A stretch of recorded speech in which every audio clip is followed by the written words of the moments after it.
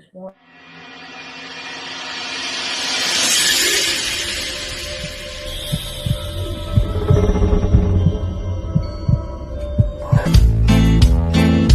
Dig my grave with a silver spade. Dig my grave with a silver spade. Dig my grave with a silver spade. Let me down with a golden chain.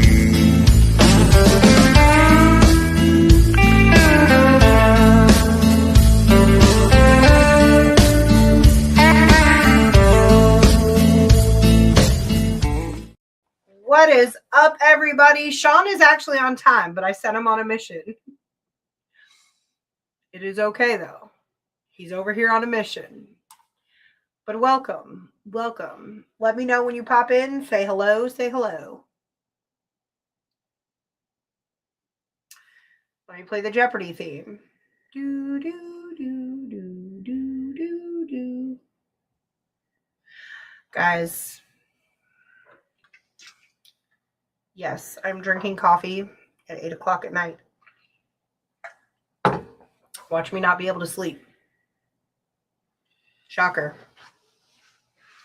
It is 8 p.m. The streetlights are on. Do you know where your children are?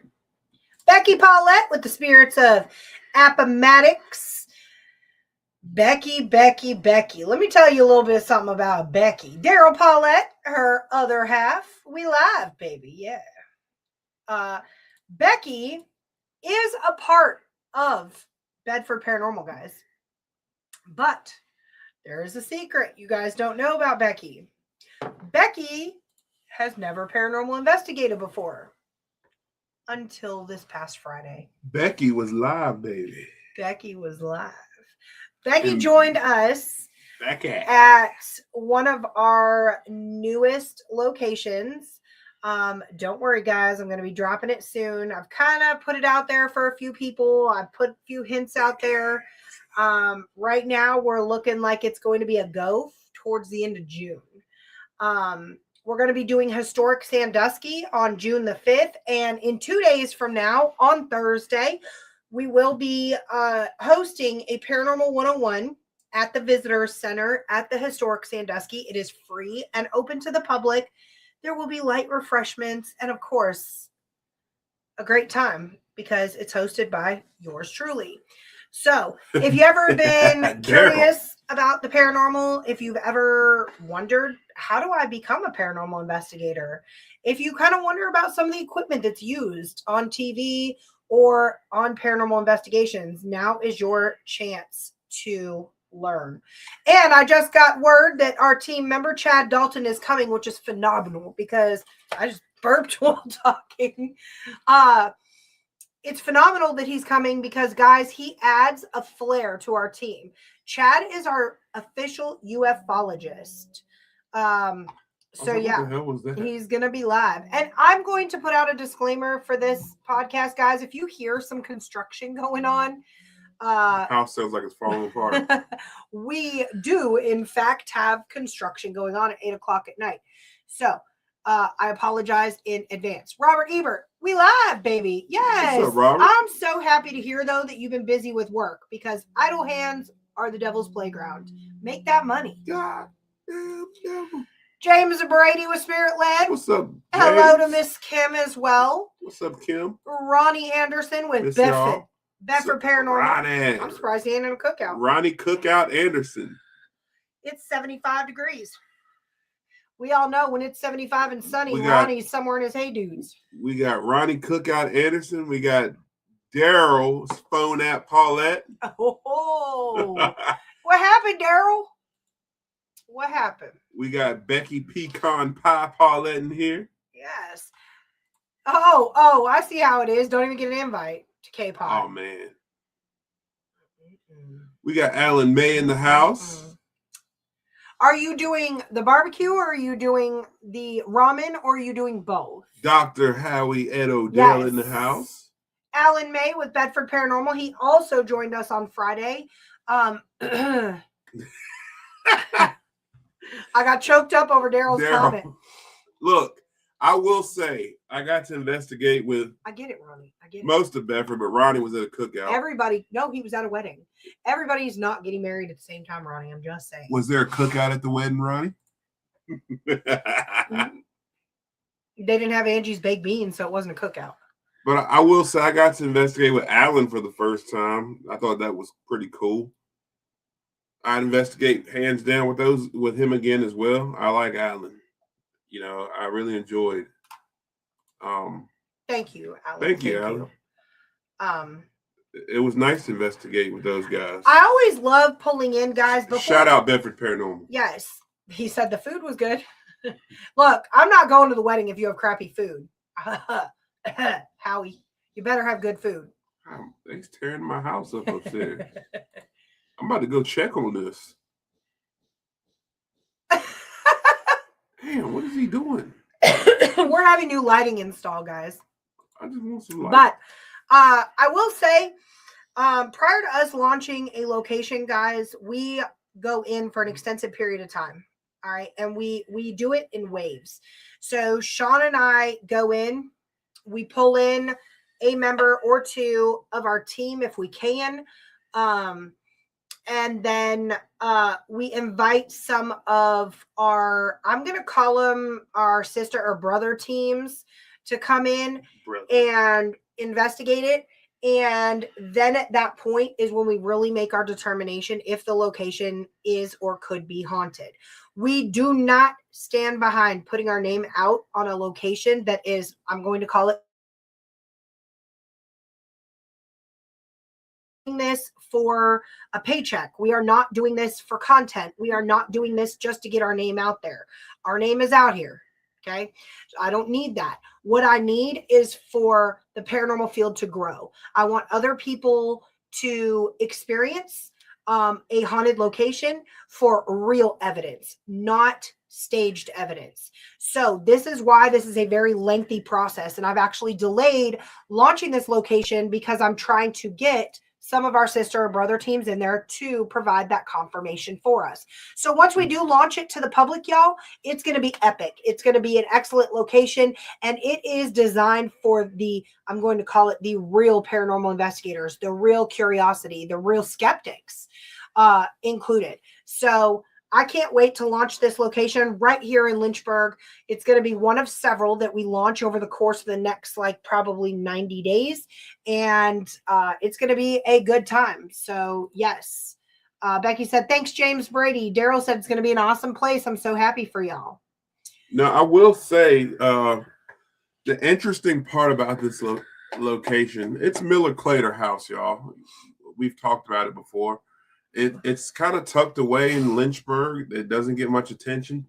The reason why we're getting aggressive towards releasing this, we were going to actually sit on it a little while longer, but it's What's up, Booze? What's up, Ron? Good to see you, brother. But the reason why we're so aggressive about launching this location is I got you. It's the fourth house that was built in Lynchburg, Virginia. And those of y'all who are familiar with the Lynchburg area, our history is just getting washed away. It's not popular. There's more and more bars coming around Lynchburg, and they focus on everything but the local history here. So the house is still in decent condition, but it needs repairs. It's falling apart. And right now, the biggest repair needed is a door on the house. So the best way I know how to bring in some income to this, that's a cool picture. It's on my memories. I haven't checked my memories today. You ought to share that picture. But the best way to bring in income to this location is let's host some investigations and get some money coming into this place. But before I'm going to take anybody's money for this location, we are going to make sure it's actually haunted, that we're not just selling dreams to everybody. Correct. So far, just so the public knows, we've had 3 men come in there and get affected by whatever's in this house. 3 men came in there and a certain room in this house, I'm not going to mention which one, just for the sake of not, I don't want everyone to come in there and say, oh, it's affecting me, and it's not. But there's a particular room in this house that 3 men come in and have the same exact effect. I'm not even going to mention what the effect is. It's a certain effect that it's happened to 3 different men so far, and I'm just curious to know why or what's going on. Which is totally opposite, because a lot of locations we've been in have affected women. Yeah. So this was very interesting to me. Also, the same with the smells. The men smelled certain things and the women didn't. Right. Which is very weird. Well, the men smelled things, but it was opposite of what the women smelled. Yeah. So there's certain smells that are happening in this location. How you doing, beautiful? And no, it's not due to the fact that I eat the chili dogs. It's something else. Also, in this location, 2 people so far have gotten touched. I'm one of them. In the exact location, I don't even know if you know about the second person, but it's in the exact location that I got touched at. Yeah, it was a 12-year-old. Okay, so you do know about that. Mm-hmm. It was in the same spot that I was touched in. And when she got touched in the same area of the house, I was like, okay, I need to document that. And so people are getting touched in the same location. There's a lot of, as far as equipment, to be honest with you guys, I haven't ran a lot of equipment in there. I know that a lot of the paranormal investigators love to pull out every piece of equipment they have to investigate, but so far it's just been recording. Speaking of recording, Alan, Daryl, and myself tried it. Actually, I cut the lights off in that place, and Becky noticed the light cut back on. Show me on the top where you were touched. I'll show you. But I cut the lights off. Becky noticed the light had cut back on. So I sent my daughter back in the house. But I did not feel like climbing up all those flights of stairs to cut it back off. But I figured I'd go back in the house anyway because I didn't know if the lights came back on due to someone being in the house. I don't like how your gun's aimed at me. What is I'm showing you my musket. So just show me your musket. We went back in the house and Nia starts making a bunch of noise. So I go up there. She said the dress was moving on its own. Well, Daryl and Alan come up there and they noticed the dress was moving on its own. There's a statue, like a mannequin with a dress on it. So we noticed the dress was moving. All of a sudden, we hear footsteps in the room with us. My first instinct is to pull out my recorder. I pull out my recorder, and you hear something run past us on the recorder when we're all perfectly still. So I thought it was a great EVP. So far, it's been a very active location. Yes. Miller Clater House, Lynchburg. Be looking out on our page. We will be dropping an investigation on it very soon for the public. Correct. To enjoy. But guys, we've got a very interesting show. We're about I'm excited. 13 minutes in so far. I know I put a post up really quick telling everybody and apologizing that author Cyn Shrader Hill would not be joining us tonight. But joke's on y'all, she's here.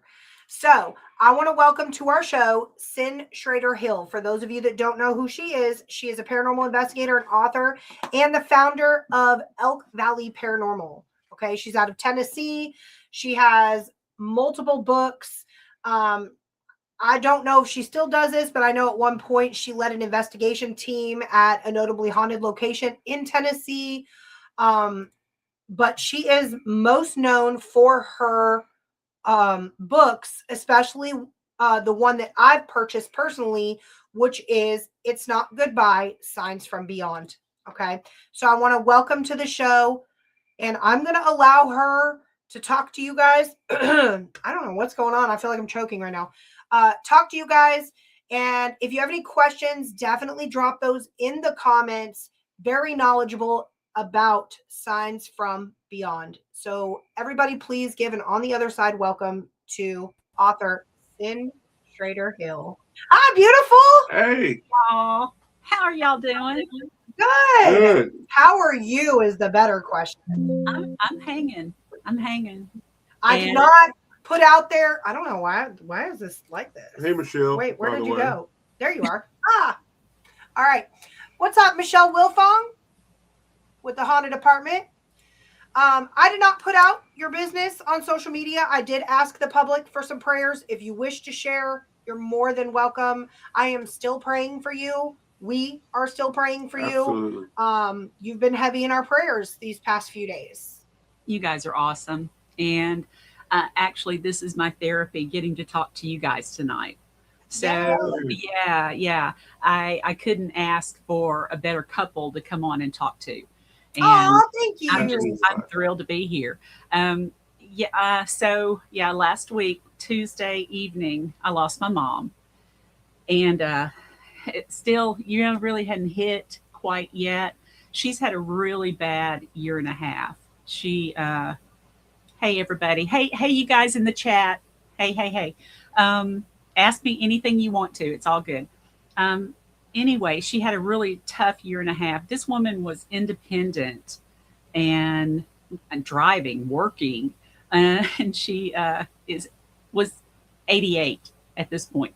So she was working up to I guess 86 and a half, 87ish, something like that, and then she fell and broke her hip. And, that's usually a bad sign for someone on up there in age. Um, they pinned it and she did great. She was out walking, she did fantastically. Then she fell again and refused to go to ER because she is hard headed, and both of my parents were. So I'm doubly hard headed. Um, you know, I guess that's the way. That's why I'm here. I'm so hard headed. I had this in my schedule and I wanted to be here, but no, you guys are the reason I'm here. Um, Thank you. but so anyway, she had a partial put in. It dislocated. She had a total hip put in. It dislocated. She had a revision. It dislocated. Wow. They took everything out and did what is called, and I'd never heard this, and I've been a physical therapy assistant since '96. It's called a girdle stone procedure, where they take all the apparatus out and you are non-weight bearing for 6 months. Now, this woman had already been non-weight bearing for 2.5 months. And this was 5 surgeries from Christmas Eve 2024 through March 2025. 5 surgeries on the same hip. And so they took everything out in hopes that what happens is the scar tissue builds a spongy joint. And again, I'd never heard of it. So you can walk on it. However, because she was so weak already. What just happened? I froze, guys. Uh-oh. What just happened? Mm-hmm. Can I close CapCut? Yeah. Okay, are we back? There, maybe. Okay, Can you hear yeah, me? I can hear you. I have Okay. no idea what happened. I'm not sure either. I am hooked into Ethernet, so Yeah, I don't hopefully know. that should be more stable on my end, but maybe not. We've had lots of storms around here today, so it could be That's me. been kind of weird weather here too. Yeah. But So so they did this. yeah, they did that girdle stone procedure. She developed a spongy joint, but wasn't strong enough to actually walk on it, and ended up becoming bedbound. The last 3 weeks ago, she developed sepsis, and just, I've never seen anybody go through as much as she did in such a short period of time, and her body just couldn't take much more. She in between this time, the 5th surgery and when we went back to the nursing home, she had a little mini stroke, which started a vascular dementia. And so it was just like, what else is she going to have to deal with? Right. So anyway, she was exhausted. She's been wanting to go since my dad died in 2001.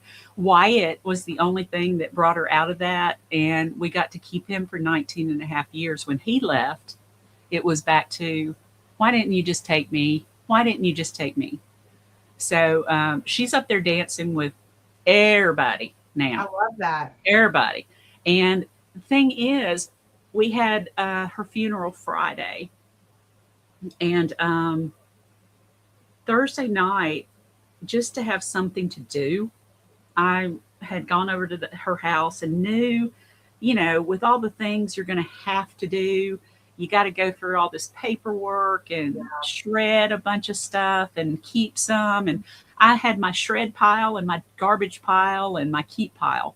And I had done, gosh, I've been working about 2 hours. And then I was working on the top shelf of this little filing cabinet she had, or top drawer. And I was almost done with it. And I found this little journal. It was 6x9 journal. And I'm thinking, okay, is this another one of her bank books that she used to, grocery store 25.91 and that kind of thing, or is it the other journal where she writes the books that she's read and says excellent author, or don't buy this one again, or whatever. So that was either I love it. It could be either or with her. It was neither. I opened it and it said, "Dear Cindy," which is what she calls me. And it said, "You've been asking me for so long to write down stories of my childhood and of things that have happened. I remember happening in our family growing up, when I was little, when Mom was little." And she said, "So I bet you wish you hadn't asked for that now. Ha ha." And, had the little ha ha written in. And I started this on June 2014. So she actually started writing this in 2014. It was all the way through, story after story. I have not read it yet because I wasn't ready for that, finding it. Yeah. I noticed there was something in the back, and I flipped it. It was upside down. It was her funeral stuff that she wanted. And I'm thinking, holy moly, how did I find this the night before her funeral? I've got to talk. She actually had a message to the mortician. And Brad, he's been a real good friend of our family for years. And she said, "Tell Brad, I don't want people to come up and say, 'Oh, doesn't she look natural?'" She said, "I want them to say, 'Oh, she looks so pretty.'" So I sent him that, and he said, "I'll treasure that forever, because that is your mom. That is such your mom." But to find that on the night before, I'm like, Mom's already reaching out. She is already reaching out to me. So now, were you able to fulfill everything she asked? We could not, because some of the pallbearers she wanted are broken down. I'm saying like the other stuff, like yes. Oh, I love that. Yes. I messaged Brad and I said, "Look, I just found Mom's songs that she wants played. And Ross is our adopted brother, and she wanted him to sing if possible." Well, he ended up singing and speaking and telling how he was brought into the family and this kind of thing. And it's nothing official, but he's just been my little brother for ever. Sure. And so he spoke. He had a hard time speaking, but he did it. He was great. He sang beautifully, and yeah, she got what she wanted. I love that. Yes. Wow. Becky just said, "Praise be." I do love that. That's a hell of a story. Yeah, the fact that you found that like in the nick of time. Oh, and it just sent cold chills down. I just like, oh, dear Cindy, what? That's no coincidence. Mm-mm. It's not. No. And for those of you that don't know about Cyn or had the opportunity to read her book, this is literally her specialty. I'm going to call it your specialty. She writes an entire book called "It's Not Goodbye, Signs from Beyond." How to identify, and correct me if I'm wrong, please, if I tell any incorrect information. This book was inspired by, was it your nephew or who was passed away from a car accident? I had been writing, you're close, you're very close. I had been writing ghost stories. And for some reason, when I was getting ready to do a fourth book, God kind of put it in my lap to do a book from beyond, signs from our loved ones coming back to say hi, including pets. And whether it be, a lot of people, when they see cardinals, they think of somebody special. Sure. Or if you hear that special song or smell their perfume or cologne or even a certain cigarette or pipe tobacco.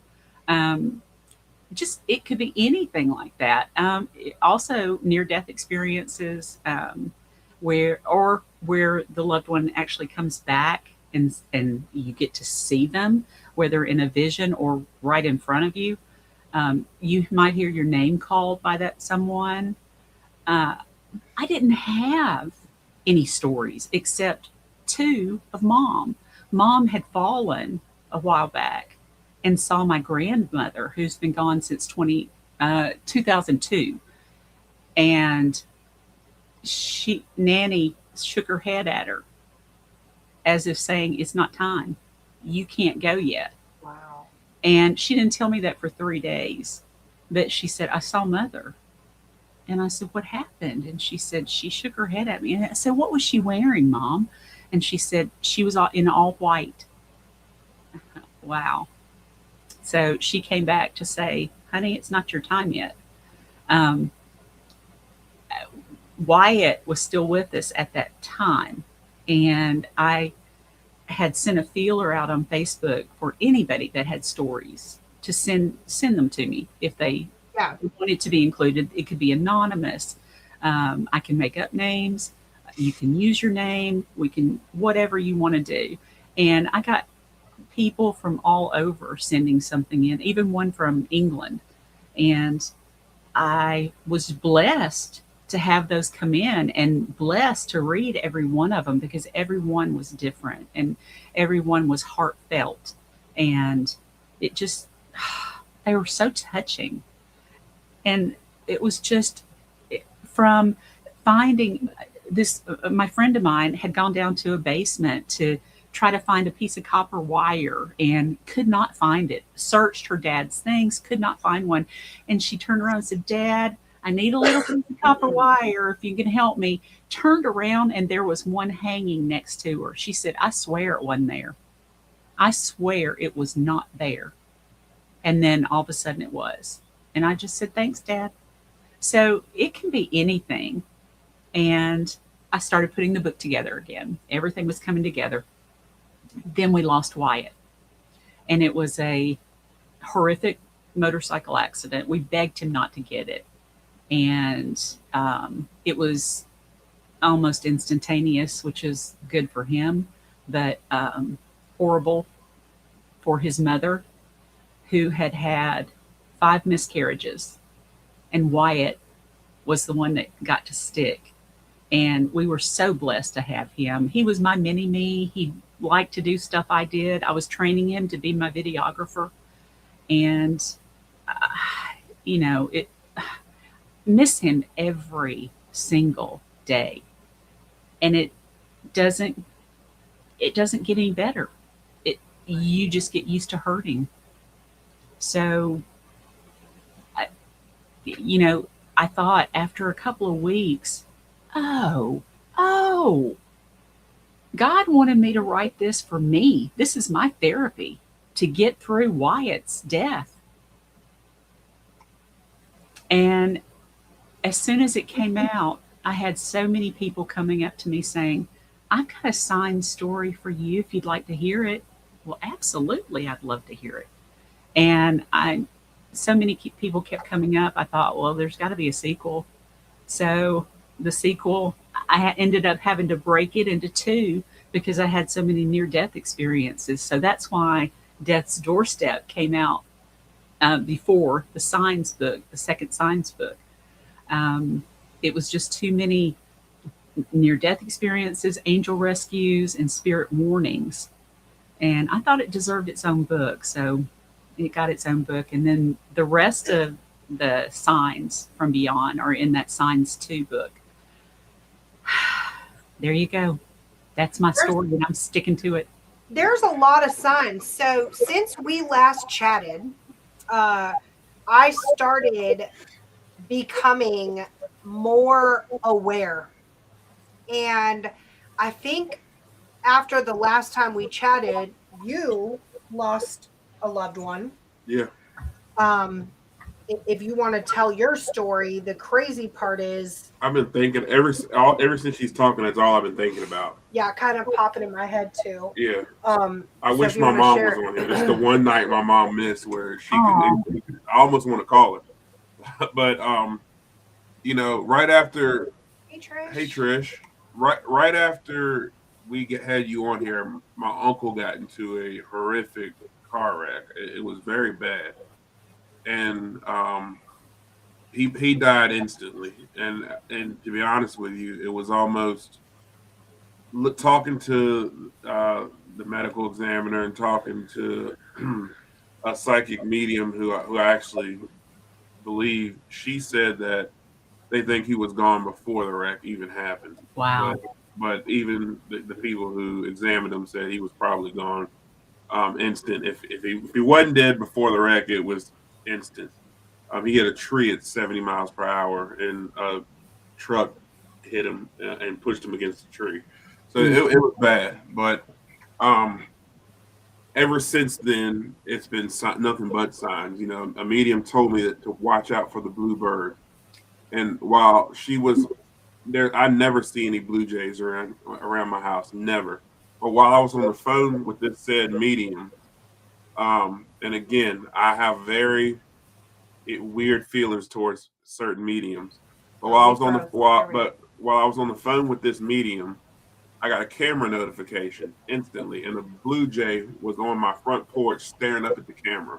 What? Literally, like on You're my making front the hair. porch. Look at the hair. Yeah. Yeah. A blue Me jay too. was, Me blue too. jay was on my front porch, literally staring at my camera, looking right at the camera. Wow. And she also said that when she talked to my uncle, he flicked change at her and kind of smiled. My mom told me that his change jar that he kept by his bed was given to her. Now, how would she have known that? Just certain signs that were talked about all came into, and I thought about you. We talk about you a lot. So I said, Sean, you ought to give that book to your mom because we were talking about that. I do remember that. yeah, we speak about you a Oh. lot actually, and just listening to you talk now, I know I'm sitting here like a Hold on, zombie. you're frozen. Oh, she's frozen Oh, again. she's frozen. One of us is frozen. It was like right when that connected, whatever that is. I'm about to unplug it. Are you with us? Are you off Wi-Fi? Yeah, I'm not sure what's going on. Are you there? I'm here. I'm here. Yeah, I don't know what's going on either. Yeah, it might be on my end, but I don't know. yeah, but it's just crazy to me that how all these signs do have to keep popping up all the time now, ever since he's been gone. Mm-hmm. My mom sees all these signs. Yeah, she had a chocolate butterfly land on her wrist, and she was able to pet the butterfly, and it stayed there. Wow. Now, the crazy thing is, and I brought this up to Sean the other day, just over the course of the past 30 days, I have been finding random coins. Now, I have not lost any loved ones since 2015. So 2015 was the last person who passed in my family, and that was my brother. And then prior to that was my mom in 2010, and prior to that was both my grandparents. But it's just been like, she's frozen again. Come back. I think it might be her connection or something. Because we're still. Everybody says they see us still. Let's see if it comes back. 5, 4, 3, 2. Yeah, I'm gonna get on our page and see what's going on. I'm not sure. Yeah, because I'm not sure. Well, I'm off Yeah, Wi-Fi. it's showing her connection is weak. It's her. Can you guys still hear? Okay, there we go. I am so sorry. It's okay. Yeah, I'm not sure what's going on. It's okay. All right. So long story short, I just keep finding these random coins, like in places that are random. And so, again, like Sean said, the first person that pops in my head is you, like the coins. And I've been paying attention because the crazy thing is all of them that they're not specific coins. I've found pennies, I've found quarters. I have not. I think I found a nickel, but I don't think I found any dimes. But every last one of them is heads up. Wow. And the reason that I pay attention to that is because as a kid, my mom, I grew up with all the little superstitions that you grew up with, right? Um, find a penny, pick it up, all the day you'll have luck. If it's on tails, you're supposed to flip it to heads and leave it to bless the next person. That's how I was raised. So when I see a coin on the ground, that's the first thing I look. If it's heads, I pick it up. I'm going to have good luck. If it's tails, I'm going to flip it and leave it and wait for the next person to get it. So I came home the other day and there was a random quarter like right on my mat in front of my kitchen sink. Like, why is there a quarter right there? It wasn't there when I left for work. And we I don't know carry cash anywhere. Yeah, and I know Sean's not walking around throwing quarters in the kitchen floor. So I'm like, well, that's random. I found a penny in my garden. This last year, it started with his uncle, and we started just losing people left and right. It was very bizarre. A childhood friend, and it was everybody, kind of related to Sean, or myself as far as friend wise goes. But we lost 5 people last year, and they were back to back, within a month of each other. So I had this area right outside my house that was just mulch. There was nothing in it. I had a random bird feeder, and I just started planting. And I'm not a gardener, Cyn. I'm not a gardener. I can't keep nothing alive. Okay. That's a lie. What do you mean? I'm about to take the weed eater. I'm about to take the weed eater to her garden. So I started planting is what happened. I started with a really small, potted plant, and it outgrew the pot. So I, took my hand at transplanting, and come to find out, I was so upset. It was an annual. So when the first frost hit, it killed the plant. Done. I had to dig it up. So I'm like, that kind of sucked. But now we've got this astronomical memorial garden, and I've got little placards and, all the glowing things and crosses and, quotes, and I even so much as put a little bit of my dog's who passed away a couple years ago ashes in there and put a little memorial. I commemorated that, and so I've got a memorial garden. Well, what I did was after my uncle passed away, I grabbed packets of just wildflowers, and I was like, well, if I can't keep the bush that I tried to plant alive, I'm just going to launch these, and I launched them 2 weeks ago. We got I think it was our first 90-degree day. I left for work and came home, and I have this enormous garden now with some of these flowers come up to my hips. Wow. Almost like an instant growth. I'm talking 24 hours. So I'm like, this is weird. This is weird. So I found a penny in the garden. I know what's in that garden because I've been in there. So where did that come from? And it was heads up. So I'm lining them up now all across the top of my stove. That's my thing. I just line them up right on the top of the stove. So this garden's ridiculous. I love it. I'm taking my weed eater to it. He keeps threatening to weed eat my garden, and I'm like, you can't. I just added 3 more solar powered things to the garden. I love that. We came home the other night. Sean said the neighbors probably think we're at a disco. Andrew said, I live in Canada and found an 1843 American penny in my garden. 1842. Oh, I would hold on to that. Yeah, that's pretty cool. Absolutely. But the last time we chatted, you were asking everybody to send in their real life ghost story, right? Mm-hmm. So how did you drop that book? How is it?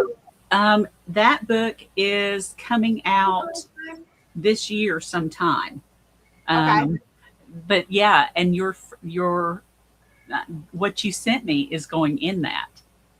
I love this. What did I send you? I can't remember. It was one. I'll have to look back too. It was one of your listeners, I think. Oh, yes, they sent it to me and asked if I could send it to you. That's right. I remember that now. Mhm. I remember that.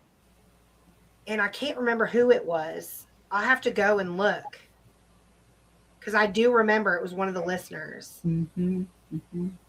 I can't wait to read it. I know. I don't even read a lot of books other than history 'cause I'm a huge history nerd. But man, the stuff that you got, I'm a fan. Well, thank you. I'm gonna tell you straight up. I You know, appreciate that. and Yeah, I had a little package coming to you guys, and with everything that's happened, I have not gotten it out. I apologize, Okay. but you are going to get something from me. It is okay. I It's a absolutely surprise. expect you to 100% deal with everything. That's a lot. And yeah, I was just looking. So it came from somebody who jumped on one of our investigations at the cemetery here, and we were talking about you and I actually had your book on this investigation, I remember. And I said she's looking for anybody that has a real life ghost story. So I remember her now. She said, I have one. Can I share it with you? And she shared it with me. And I said, can you please put this in an email so I can forward it? And that's how that transpired there. Well, it will be going into the next one, and that book is going to be called "Chilled to the Bone." Ooh, ooh, I like I that. like that. Yeah. So what is your favorite book that you've written to date? Do Oh, you have a favorite? All of them are your favorite. I know. You yeah. gotta have a specific one. I, it's probably the one that was supposed to be my first book, and I couldn't get it to be my first book. It became my third book. But they're speaking, Are You Listening?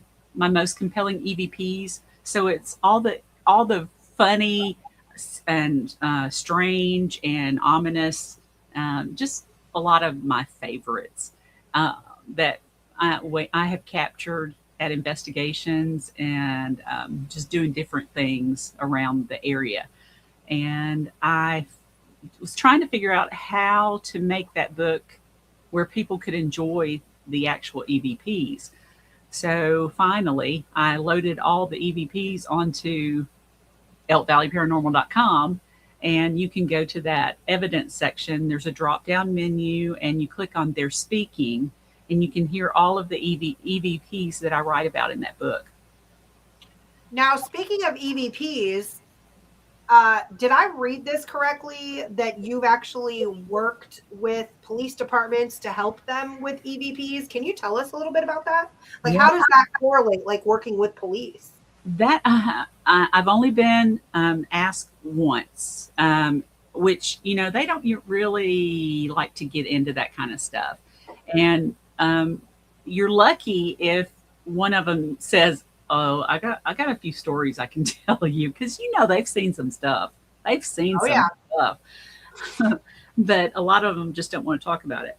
Um, this particular case, we had done a residential investigation and found out the reason she was being haunted is because she had taken artifacts from her property.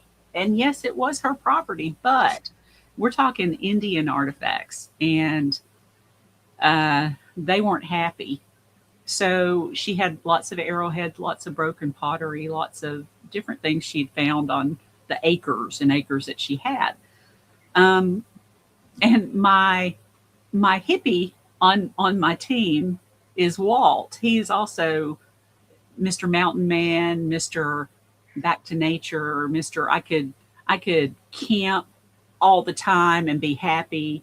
Just one of those kind of people. He's just a terrific person, and he's very knowledgeable in Native American history. So he is actually the one that saw. Uh-oh, we froze again. Am I frozen again? There we go. We Am I? got you back. Okay. I was going to say I wasn't. This end I didn't freeze that time, but anyway, he asked her where she got that, and she said on my property. And he said, "Did you leave anything when you picked it up?" And she said, "No." He said, "Every time you pick up something Native American, you need to leave an offering to them. It can be just a simple you know, maybe a crystal that you got out of one of those bins that's you just Yeah. dive in and get whatever. He said it doesn't matter. You just need to leave some kind of offering, and they're happy with that. They're okay with that. The fact that people are always picking up arrowheads and not leaving something, not a lot of people know to do that. Before he Yeah. said that, I didn't know to do that. So Yeah. I had never heard that, but makes sense to me because Native Americans totally different in how they believed compared to what we believe. So totally different. And she did just that. She went out and did an offering to them. And it seems like it was something she had baked, and she took it outside and said, "This is for you all. I'm sorry." And she didn't have any problem anymore. Wow. Now, this became the backstory. So her friend finds out that we had been at her house, and this friend likes to talk to spirit, even though she's not sure how to do it. And she was going on all these ghost tours, ghost walks, everything, and she was trying to talk to all the spirits they were talking about. Well, something hitchhiked home with her, and she was seeing things all the time. It had gotten so bad that she was hearing voices, seeing things out of the corner of her eye. She'd turn and they'd be there. And normally when we see them out of the corner of their eye, we're lucky to have them right there. And then you turn and they're gone. Well, they weren't leaving her. So she was being terrorized. She would actually look out the window and see these hooded figures on the neighbor's house looking in at her. She went to a movie and somebody got up, like to go maybe to get popcorn or something, but it was one of these hooded figures, and they walked really slowly by her and just stared at her. And so she was being haunted by this stuff. Nobody believed her. Her brother was a cop. He didn't believe her. And she kept saying, "I'm being threatened. I'm being harassed. I'm being followed. I need help. What can you help me?" Nobody believed her. So she sent me 5 clips that she had just taken all over the place. One was in her parked car, one was in her bedroom, living room, kitchen. 5 clips. One I couldn't use because it was too close to the radio. The others had similar messages on all of them, and they were all ominous. It was like, "You're never going to get rid of us. You're stuck with us. You are coming with us. We are going to take you with us." Just, all this weirdness. And so I sent it back to her. She messaged me back and said, "My brother wants to talk to you. He's a cop." And I'm thinking, oh, crap. Oh, God. Yeah. What did I do? What did I do? Yeah. I have not done anything wrong. Officer, I'm clean. So I said, "I'll talk to him." He called me and he said, "You are the first person that has validated anything that she's seen or heard. And I don't believe in any of it." And I said, "Okay, you don't have to."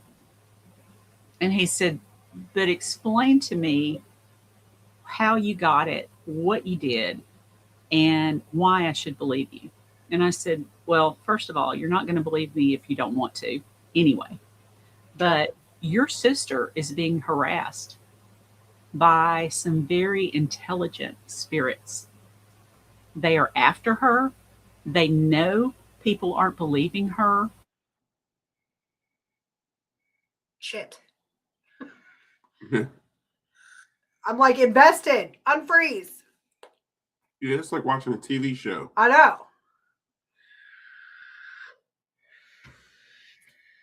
Guys, just as a disclaimer, Cyn was saying she's having some bad weather, things like that. So bear with us. I apologize. She comes back pretty quickly. Yeah, it's like watching your favorite TV show and then it goes to commercial. And it buffers. Yeah. So where did I get to? Where did I get to? What's the last thing you said? You're not going to believe. You're not going to believe her if you don't want to.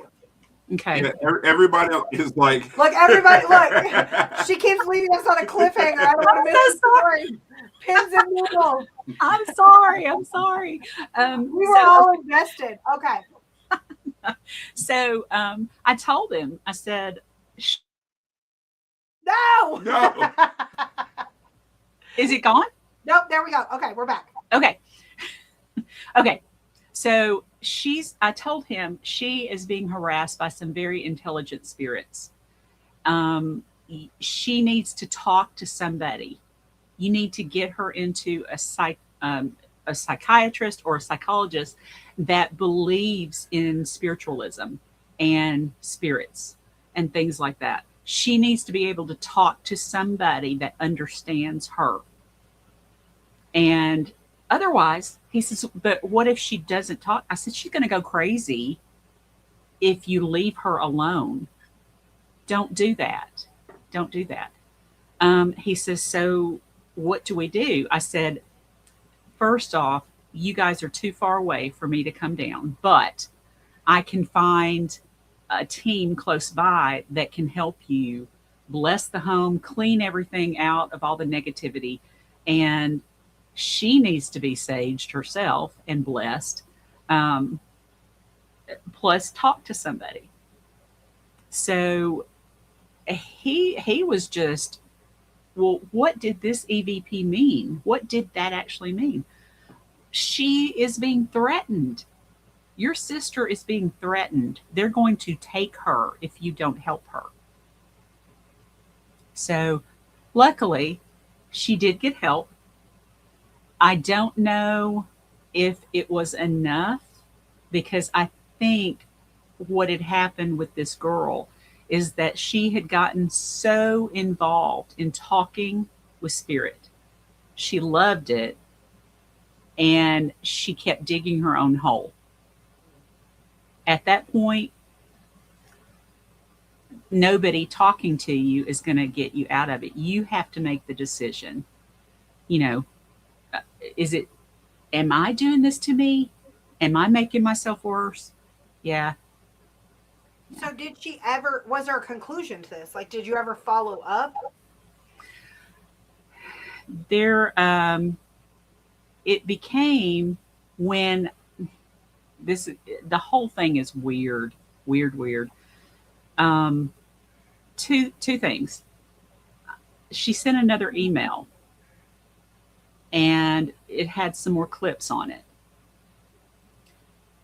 My husband and I got into an argument, and then for something stupid, how you do. And it was, easy to get out of the argument and move on, which we did. But I had closed up my computer the night before, and she had emailed me again. So the next night I open it up and start to work on these two that she sent me. The first one was more the same. You're going to stay with us. You're never going to get rid of us. We're taking you with us, blah, blah, blah. The second one started out the same, but then it said, Cindy, come down here. We'll help you with that problem. You don't need him. So I'm like, wait a minute. I don't like that at all. I didn't know what just happened. I had no idea. I was shocked. I closed the computer. I had sent her the first one and thought, I can't work with her anymore. Something's wrong. So I called Mark and I said, okay, here's what happened. The spirits actually came through and talk to me on her message that she sent from way down south. And I said, what do I need to do? He said, did you protect yourself before you opened your email? No. Well, you should have. Well, who does that? Right. Who? And now I do. If I'm working with EVPs, I make sure to protect myself first. He said, okay, calm down. He said, first of all, it's a parlor trick that spirits use. If you have not done any meditation or any prayer or any white light, anything like that, taken salt, anything, you've left yourself open for anything. And they know that. They can read your aura.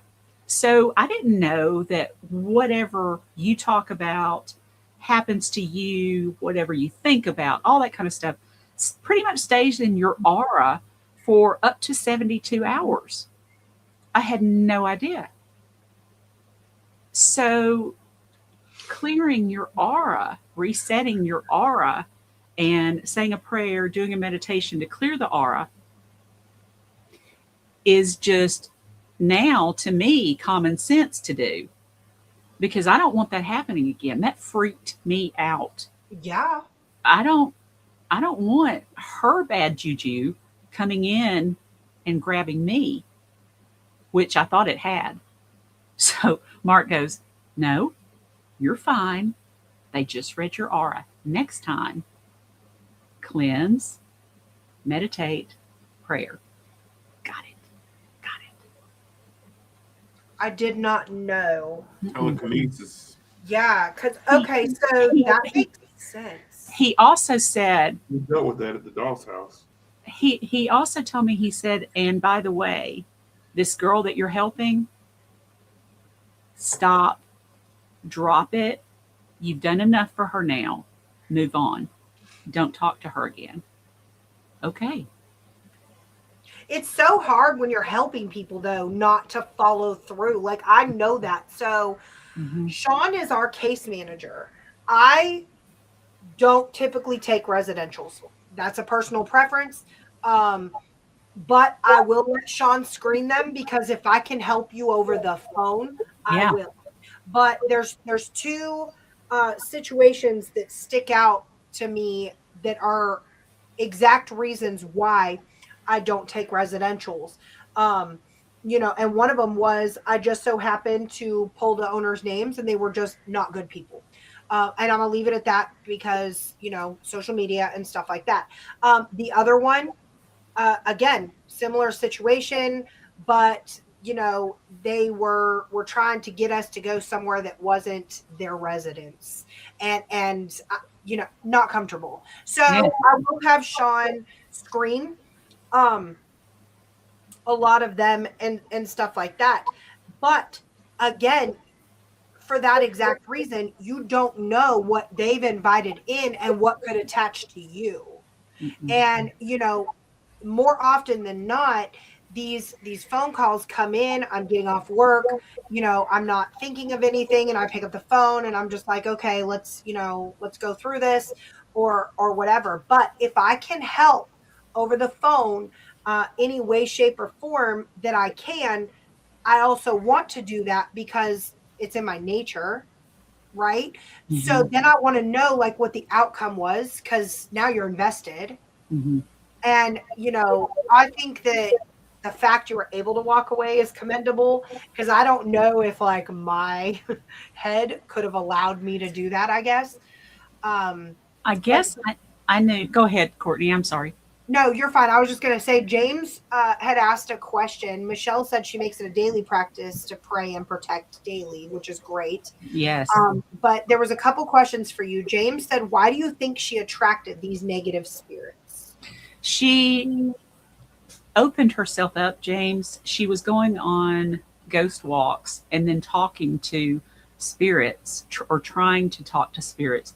She didn't know what she was doing. She had never been around someone that knew what to do.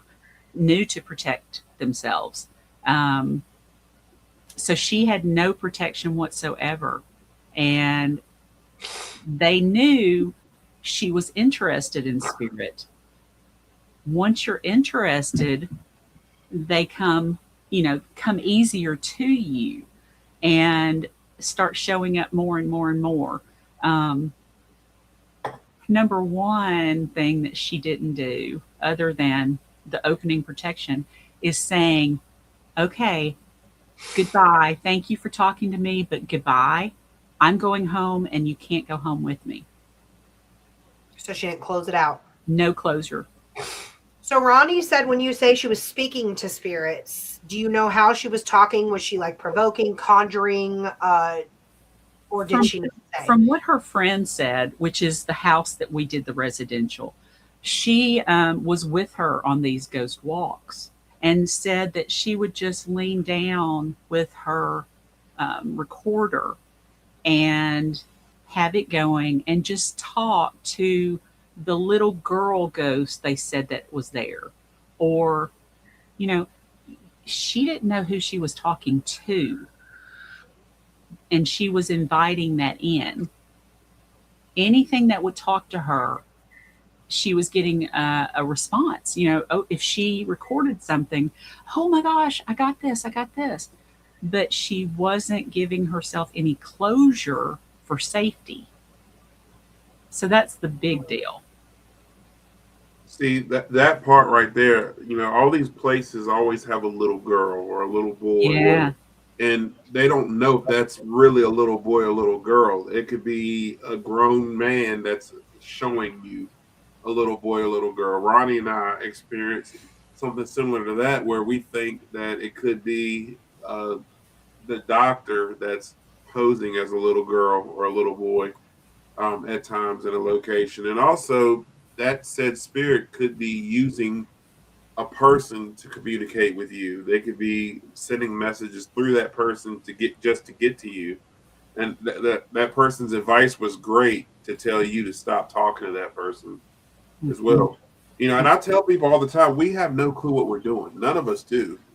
Not even the person with 40 years of experience, we still know nothing about the paranormal world. None of us. Yeah, none of us do.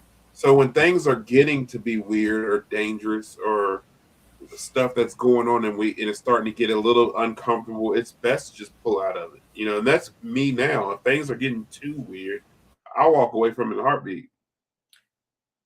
See, and Ronnie said, are we frozen? Yeah, she's frozen. Ronnie said, and I'll just read it out loud. I see that on just about every public investigation, people just not knowing who they are speaking to. And that's a key thing, people not knowing who they're speaking to. I'm going to pin a lot of that back on the host of the Ghost Walks and the host of whatever public she might have jumped on, because Sean and I, as people that host walks, publics, and things like that, that is one thing. Not only are we promoting, because I don't know if you've heard since the last time we talked, but we actually opened up a spiritual protection storefront called Tatuba's Ash. You can find our products at hillcityafterdark.com, and it is all root work. Everything is 100% natural from the ground. And we do have the QR code up there, and we're frozen. Intermission. And Michelle, I did read your comment that you weren't sure after, weird stuff started happening, that you got cameras and just started asking, and you opened up all kind of energy. So I do see that. But over the years, Michelle, you have done a phenomenal job with protecting yourself and things like that. So, but yeah, we do preach that before we go on everything. Hey guys, this is how we're going to protect ourselves. We encourage everybody to pray to whoever they believe in. And then without fail, we will always say, because I know if we're on a large public, 20 people aren't going to say goodbye. So we will do a roundabout goodbye. Thank you for talking to us. You are not allowed to attach to us, our stuff, any of our friends. You must stay here. We will come back and visit, but you cannot go home with us. Yeah. I always make sure I say I'm going to come back and visit, especially if I know I'm going to come back and visit. Mm-hmm. But Michelle said she now knows how to protect herself because of good people like y'all. Oh, Michelle. Thank you, Michelle. Yeah. We do preach a lot of the time about protection, not only because of our storefront, again, QR codes up top, but because this is something that we genuinely believe in. Recently, since the last time we talked, Sean almost had an attachment. And it was very weird because he thought that his buddy he was investigating with's face and was morphing and voice was changing. And he was looking at him kind of crazy. But when we went back on the film, it was actually Sean's face that was morphing and Sean was acting weird. But in his mind, in the moment, he thought it was Chris. Wow. And so when he identified that, he said, "Hey, we need to get out of here. Let's go share a cigar, have a cigar, whatever, cleanse, regroup, and come back." Let's see, Ronnie. I know you guys educate people on your tours and Publix, but these money-hungry locations don't care about anything but the money. That is true. It's true. And I think it's real important that people, it's not just investigating, it's closing the investigation. A lot of people don't close that investigation properly. People just pack up and go home. You always have to close your investigation. Before you leave that location, it's goodbye. We knock before we enter every haunted location we go to. And we introduce ourselves with a hello. We open every EVP session with a hello. And generally, we ask permission to be there at every new location we go to. That's just it's just like going into somebody's house that currently lives there. But a lot of teams fail to properly exit that location. And then when things happen, like attachments or something follows you home, they wonder why. It's because you didn't close that investigation. Well, guys, I'm not sitting here. We're not sitting here preaching and saying we're perfect. All right. We both have to sit down and kicked our own tail ends because we left one of the most notoriously haunted locations and did not say goodbye. Yeah. What happened? We got home and started flying off our wall. But luckily with that, stayed around for a couple days, but we were able to get that hitchhiker out once we identified that that's where it came from. But for those of you that don't know, we had a hitchhiker from Trans-Allegheny. Wow. I have no idea at that point what is hitchhiking home with you. But Sean had a set of deer antlers that had been sitting mounted for over 2 years, elevate and fly off the wall. And I was like, oh no. And we both immediately started Rolodexing. Where have we been? Because that month in particular, we had back-to-back investigations every single weekend. Like Friday, we were at one location. Saturday, we were at another every single weekend. So we had to Rolodex and figure out, okay, what location did we not close? Shit.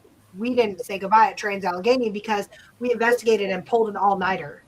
And so 5:30 in the morning, you're not thinking, and the way that they exit you out of there isn't really smooth. It's kind of like, hey, time's up, get your stuff, get out type deal. So you're rushing to pack up your stuff. There were 17 of us. We're, scrambling to get out. We're tired, we're hungry, whatever. And it was cold. It was like 20 degrees that night. We just wanted to be in the heat and in a warm bed and get a few hours of sleep before we had to drive 5 hours home. So it happens to the best of us. Mm-hmm. But if it does happen, guys, you've got to know how to do it. And yes, Ronnie, another seasoned investigator. Sometimes we are guilty of not closing. I'll admit it. We're the same way. Grand Time is an amazing person. She invites us to investigate with her group every time. She said, we've always felt safe with you two. Ever since Trans-Allegheny, guys, we are very, very cautious because that poor spirit, even if it was just mischievous and not necessarily malevolent, got an earful. But that's one reason why we also carry the black salt with us, which I just noticed it was right there. And I make it myself. If I do happen to forget, I will sprinkle that black salt across my door seal in a heartbeat. And guys, we do have these on our storefront. They're keychains. They're on the go. We sell bigger ones, but we do. It's in the car. It's in the car with me. If I forget to close that investigation, I honestly believe that black salt and a prayer has kept things out of my house that I did not want to come in. And Daryl has some good advice here. Always try to ground yourself even before you walk into your own house. Make sure you didn't bring something home. Grounding is everything. That goes for in and out of the spiritual world, guys. Don't bring a day's burden from work through the threshold of your home. Your home needs to be your peace. Poor Sean knows right now I am going through it at work. Okay. Bless my heart. So I literally bitch him out all the way home and then say, I'm pulling in the driveway. Goodbye. I love you. And I hang up the phone. And then I go like this and I walk in my door like nothing ever happened. Like I didn't just give him an earful all the way home. But I needed to get it out before I got home because I'm not bringing that home. James Brady said we forget to set boundaries as well. Corey said I call Sean for protection when spirits aren't involved. I got your back any day, Corey. You know that. James said there are a couple of spirits at Tala. I wouldn't mind if they came and visited. I don't know who you're talking about. Shout out Corey Akers, by the way, with Loud. Yeah. Awesome rock band there. But, guys, protection is everything. It really is. It doesn't matter. And, based on Cyn's story, guys, these spirits are more intelligent or can be more intelligent than we think they are. We've experienced telekinesis on the spiritual side, I guess, a couple times. We've had spirits on a live read our chat comments and respond. Wow. So, they're going to manipulate whatever they want to manipulate. I mean, you guys have heard the story of the Doss house. We've told that multiple times before we even step foot or even crossed the Pennsylvania border. I was having issues. So, spirits know when you're coming. And it's funny because the first time I went to the Doss house in Pennsylvania, I had all those issues before I even crossed the border of Pennsylvania. We're talking $2,000 worth of car repair, technical malfunctions. My phone did not work until after the owners gave me a complete full historical tour of the house. And then my phone started working. So we're talking like 3 hours with no cell phone. Like I couldn't touch my phone at all. So spirits will manipulate what they want to manipulate. Definitely important to protect yourself. But as we wrap this up, please let us know in the comments if you have any more questions for Cyn. If you guys have not picked up her book, I happened to notice today, I was super excited. It's available on Audible and Kindle for those of you that don't like to sit down with a hard copy. And then all of her books are available on Amazon. You can search her name and all of her works come up. I love the fact that she keeps her prices low, guys. Most of her books are right around anywhere from I think the lowest one's like $1.99 to like $8. Yeah, isn't that the Kindle? And yeah. It's like a couple bucks. Web of Terror is the $2.99, I think it is. And then going from there. So, but even so, I bought the hard copy, guys, and it was like $8.99. So no excuses. We're on Amazon shopping for stuff that doesn't even make sense. It's on Audible and it's on Kindle, Amy. And her It's Not Goodbye, Signs from Beyond, 10 out of 10. That's the only one that I've read so far. I need to get on it. I know this disc.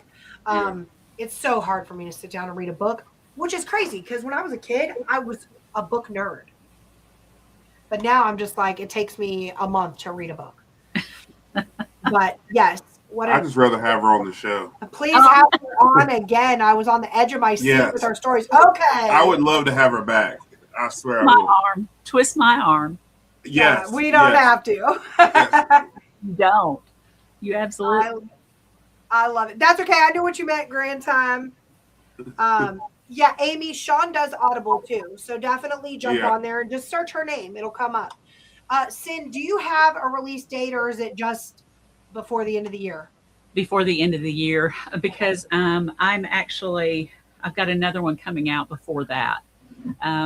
Mark sent me some old newspaper clippings, and that's what I'm putting together right now. It's There's some from the 1800s, talking about 1600, a ghost story that happened from way back then.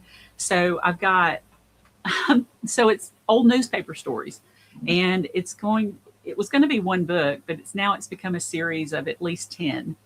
And they're going to be fun to actually go back and see what people read in their papers about ghosts and vampires and all the things. So that's what's coming out next. So I'll have to send you. I don't know if this incorporates, but it made me think of.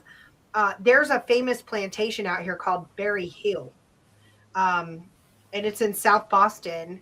And it's funny because one of the caretakers of the plantation was a Black gentleman that lived in the home, and he actually wrote a ghost poem Oh, from the 1800s. really? Because he saw ghosts in the plantation, and he actually would use dowsing rods back then to try to communicate.